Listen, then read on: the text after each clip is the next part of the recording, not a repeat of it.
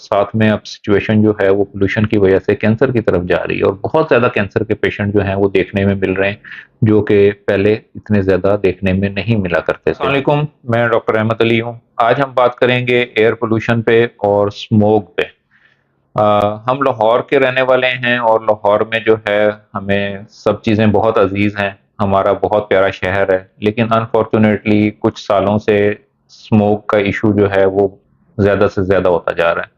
और इस टाइम पे लाहौर में सूरत हाल ये है कि हम एयर क्वालिटी इंडेक्स की बतदरीज सबसे बुरी जो है सतह उस पे पहुंच गए हैं और पूरी दुनिया में जो है हमारी एग्जांपल जो है वो कोट की जा रही है कि सबसे पोल्यूटेड शहर जो है वो लाहौर है और सबसे ज्यादा जो है वो स्मोक लाहौर में जो है वो पाई जाती है।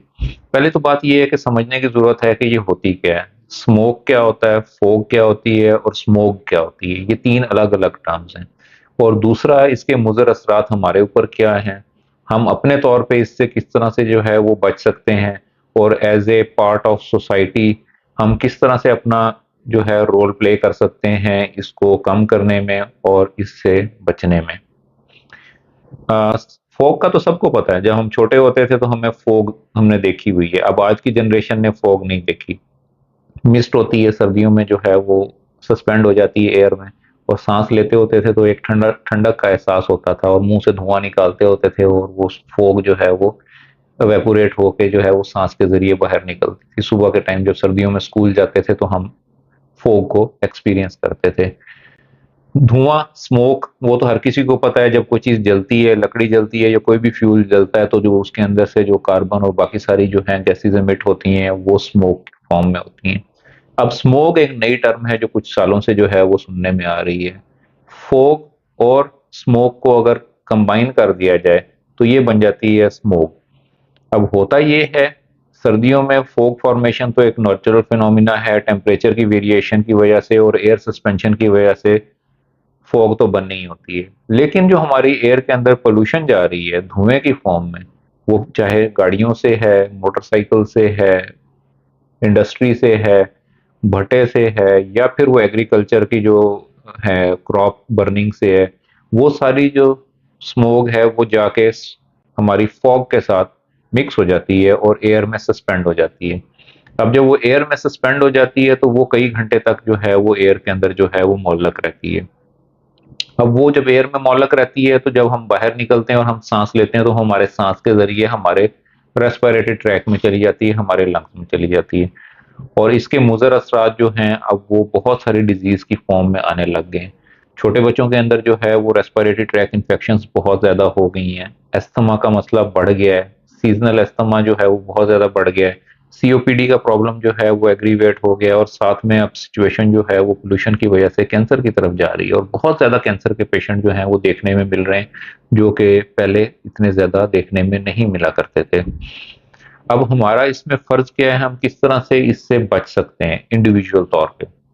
सबसे पहले तो बीइंग मतलब मुस्लिम, हमारा फर्ज है कि हम एक जो चीज बुरी है या फिर लोगों को अफेक्ट कर रही है, नुकसान दे रही है माहौल को, उसको बढ़ने से रोकें।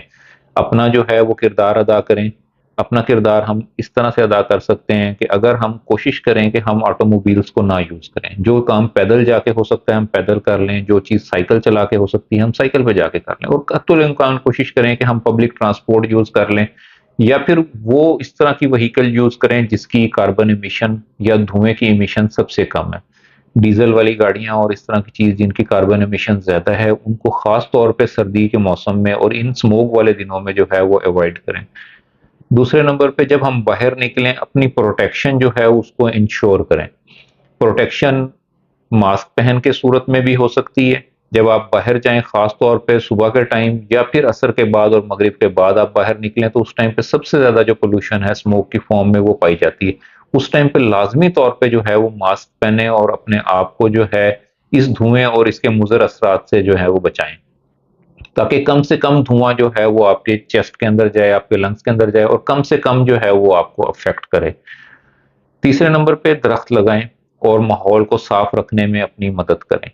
दरख्त लगाना इतना ही ज़रूरी है जितना अपने बच्चों को स्कूल में दाखिल करना और उनको अच्छी तालीम देना, क्योंकि अगर ये एनवायरनमेंट नहीं होगा और ये सारी चीज़ें नहीं होंगी, तो डेफ़िनेटली हमारे बच्चे जो हैं वो एक लिविंग जो है वो खंडर के अंदर ज़िंदगी गुज़ार रहे होंगे, और ये एनवायरनमेंट और ये शहर और ये सारी चीज़ें जो हैं वो लिवेबल नहीं रहेंगी। अगर आपके घर के पास कोई भी जगह मौजूद है जहाँ पे दरख्त लगाए जा सकते हैं, हम गार्डनिंग के बड़े शौक है, हमें घास लगाने का बहुत शौक है, छोटे फूलों वाले पौधे भी लगाने का बहुत शौक है, ठीक है वो खूबसूरत लगते हैं, आप ज़रूर लगाएं, लेकिन आप बड़े दरख्त भी लगाएं, क्योंकि ये वाले जो बड़े दरख्त हैं ये माहौल को तब्दील करने में अपना रोल अदा करते हैं, ये ऑक्सीजन को जो है वो इमिट करते हैं, कार्बन डाइऑक्साइड को एब्जॉर्ब करते हैं, बारिशें करने में हेल्प करते हैं, और बहुत सारे जो है माहौल को साफ रखने वाले अवामिल जो है इनसे चलते हैं। तो कोशिश करें जहां आपको मौका मिले दरख्त लगाएं और अपने माहौल को मजीद ग्रीन बनाएं। अब बीइंग अ सोसाइटी हम किस तरह से इसको अवॉइड कर सकते हैं? सोसाइटी में देखें बहुत सारे इंडस्ट्रियलिस्ट हैं जो बड़े अच्छे पैमाने पे काम कर रहे हैं, और वो इन्वायरमेंट की जो भी रिक्वायरमेंट होती है क्लीनिंगनेस की उनको फॉलो करते हैं, लेकिन ये है कि चंद एक लोग इस तरह के भी होंगे बीच में जो कि इन स्टैंडर्ड्स को अवॉइड कर जाते हैं और उन चीज़ों को नज़रअंदाज करते हैं और कोशिश करते हैं किसी तरीके से हम वो काम ना करें जो कि इन्वायरमेंट सेफ्टी स्टैंडर्ड्स के अकॉर्डिंग है। तो being a Muslim, being a Pakistani, ये आपकी रिस्पॉन्सिबिलिटी है कि आप उस तरह की चीज़ों को जो है वो फॉलो करें। जहाँ इंडस्ट्री है, इतनी बड़ी इंडस्ट्री लगी है, सब काम कर रही है, तो उसके अंदर प्यूरिफाइंग का मैकेनिज्म भी डालें, ताकि आपके सीवरेज का वेस्ट जो है वो प्यूरिफाई हो जाए, आपका जो एयर पोल्यूशन वाला जो वेस्ट है वो प्यूरिफाई हो जाए, ताकि कम से कम इम्पैक्ट जो है वो एनवायरनमेंट पे आए। जहाँ हमारे किसान भाई हैं वो क्रॉप्स को जो है वो बर्न करते हैं, उसकी वजह से बहुत बड़ा प्रॉब्लम क्रिएट होता है। कोशिश करें कि क्रॉप्स को बर्न ना करें, उसके अल्टरनेट जो तरीके हैं उनको अडॉप्ट करें क्रॉप को जो है वो आगे प्रोसेस करने के लिए, ताकि हमारा जो एनवायरनमेंट है वो सेफ हो जाए। चौथे नंबर पे ये है कि स्मोक अगर हम इसी तरह इनहेल करते रहे तो आगे नियर फ्यूचर में हम क्या एक्सपेक्ट कर रहे हैं। अगर इसी तरह से ये एयर क्वालिटी इंडेक्स दिन ब दिन वर्स होता रहा तो फिर क्या होगा? फिर 2 चीज़ें होंगी। एक तो ये होगा कि ये एक गैस चैम्बर बन जाएगा और इसके अंदर साँस लेना जो है वो मुहाल होगा। जो बंदा भी होगा वो आपको गैस मास्क के साथ बाहर फिरता हुआ नज़र आएगा, और नॉर्मल मास्क लगा के भी आप अपने आप को जो है वो एयर पॉल्यूशन से नहीं बचा सकेंगे। दूसरे नंबर पे जो हमारी औलाद है, हमारे बच्चे हैं, उनका फ्यूचर जो है वो बिल्कुल इनसिक्योर हो जाएगा, और वो लोग जो हैं एक रिस्क पे चले जाएँगे कि भई उनका जो है वो फ्यूचर तबाह होने के करीब चला जाएगा। और चौथे नंबर पे ये है कि हमारे पास अगर कोई टाइम है तो वो ये टाइम है जिस टाइम पे हम अपनी चीज़ों को रिवर्ट कर सकते हैं और बेहतर कर सकते हैं। अगर ये टाइम गुज़र गया तो उसके बाद हमारे पास पछताने के अलावा और कुछ नहीं होगा। एक और वीडियो में इंशाअल्लाह ताला मुलाकात होगी नए टॉपिक के साथ। Thank you. अल्लाह हाफ़िज़। हम